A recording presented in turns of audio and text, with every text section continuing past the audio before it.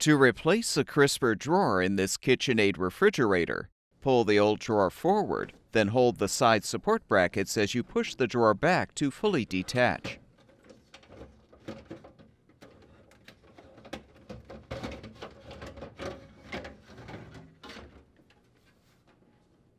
Now pull the bottom of the drawer front down and forward to remove the front.